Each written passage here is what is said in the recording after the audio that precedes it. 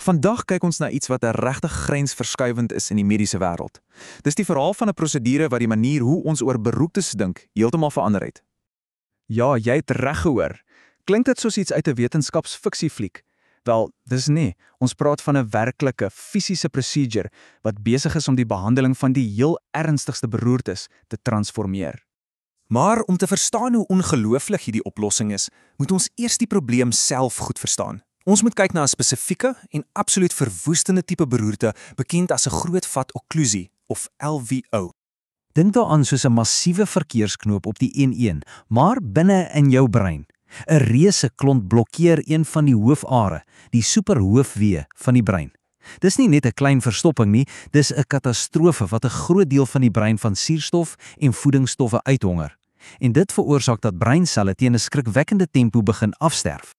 So, wanneer 'n pasiënt by die hospitaal aankom, is dit 'n absolute noodsituasie. Elke sekonde tel. Die heel eerste stap vir dokters is om blitsvinnig te bepaal presies hoe ernstig die beroerte is. En hoe doen hulle dit? Wel, hulle gebruik 'n baie slim en vinnige stelsel. Dis 'n soort kontrolelys, 'n puntestelsel wat die NII beroepteskaal genoem word. Dit help hulle om die neurologiese skade in getalle te omskep. Wat regtig interessant is hoe prakties hierdie skaal is. Dis 'n reeks eenvoudige toetse wat vinnig gedoen kan word. Kan die pasiënt jou vinger met hulle oë volg? Hang een kant van hulle gesig. Kan hulle eenvoudige voorwerpe soos 'n pen of 'n horlosie benoem. Elke antwoord help om 'n prentjie van die skade te bou.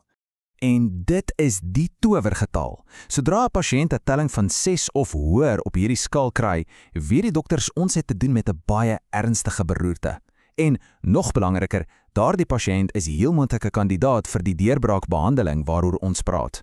Goed, so die dokters weet dis ernstig. Nou kom die volgende groot vraag en dis 'n kritiese een. Watter deel van die brein is reeds permanent beskadig en watter deel kan ons nog red? Hier is waar gevorderde beelding inkom. En hier sien ons die hart van die probleem. Dis 'n stryd tussen twee areas in die brein. Eerstens het jy die iskemiese kern. Dink daaraan as grond 0. Dis die deel wat reeds dood is, onomkeerbaar beskadig. Ons kan dit nie terugkry nie. Maar rondom daardie kern is daar die iskemiese penumbra. Dis die weefsel in gevaar. Hierdie breinselle smag na suurstof. Hulle is besig om te sterf, maar hulle is nog nie dood nie. Dis die target. Dis die deel van die brein wat gered kan word. En dis waar moderne skandering so kragtig is. Hulle kan vir dokters presies hierdie prentjie gee.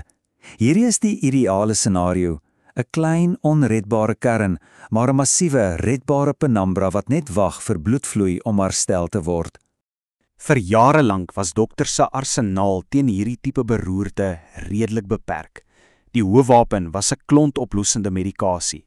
Maar vir hierdie reuse, rotsgrootte klonte, was daardie medikasie dikwels net nie sterk genoeg nie. Dis eintlik die verskil tussen 'n chemiese dreinskoonmaker en 'n hoë tegnologie plumbing snake. Die ou metode, trombolyse, probeer die klont van buite af oplos deur die bloedstroom. Die nuwe metode, meganiese trombektomie, is baie meer direk. Dit gaan letterlik binne in die aar, gryp die klont en trek dit fisies uit. En hoekom was hierdie revolusie so bitter nodig? Wel, kyk na hierdie syfer. 6%. Dis die spamele suksessyfer van die ou chemiese metode vir klonte in een van die brein se hoofare. Dis duidelik dat iets drasties moes verander. So, hoe werk dit presies? Dis eintlik ongelooflik. 'n Spesialis, 'n neurointervensionis, gaan met 'n dun buisie 'n kateter in 'n slagaar in die lies in. Vandaar navigeer hulle dit al die pad op deur die liggaam tot reg by die blokkade in die brein. Dan stoot hulle 'n klein draadjie deur die klont en ontplooi 'n klein maasagtige mandjie, 'n stent, binne in die klont. Hierdie mandjie maak oop, gryp die klont vas en dan trek die spesialis die hele ding versigtig terug, klont en al. Bloedvloei word amper onmiddellik herstel. Maar 'n blink nuwe stukkie tegnologie is nutteloos as jy dit nie vinnig genoeg by die pasiënt kan kry nie. Onthou, in 'n beroerte is tyd gelyk aan breinweefsel. Dit vereis 'n hele nuwe stelsel van sorg wat vir een ding gebou is: spoed. En dis nie net een ding nie. Dis 'n hele ekosisteem wat moet saamwerk. Jy het gespesialiseerde beroertesentrums nodig met spanne wat 24/7 beskikbaar is. Paramedici word opgelei om hierdie ernstige beroertes in die veld te identifiseer. Daar selfs mobiele eenhede met CT-skandeerders aan boord om die diagnose te bespoedig. Hierdie aanhaling som dit eintlik perfek op. Alles, maar alles, is ontwerp om die tyd te verminder vanaf die oomblik dat die beroerte begin tot die oomblik wat daardie aar weer oopgemaak word. Die groot doelwit in die hospitaal? Van die oomblik dat die pasiënt by die deur inkom tot daardie aar weer oop is, moet minder as 90 minute wees. En die resultate? Wel, die data spreek van self. Dis nie net 'n klein verbetering nie. Kyk hierna. In een van die groot studies het slegs 35% van pasiënte wat net die ou medikasie gekry het, 'n goeie funksionale uitkoms gehad na 3 maande. Maar as jy trombektomie byvoeg, daardie syfer spring na 60%. Dit is 'n massiewe verskil. En as gevolg van sulke dramatiese resultate, is hierdie prosedure nie meer eksperimenteel of opsioneel nie. Dit is nou die bewese beste behandeling. Dit is die nuwe goue standaard van sorg vir ernstige beroertes reg oor die wêreld.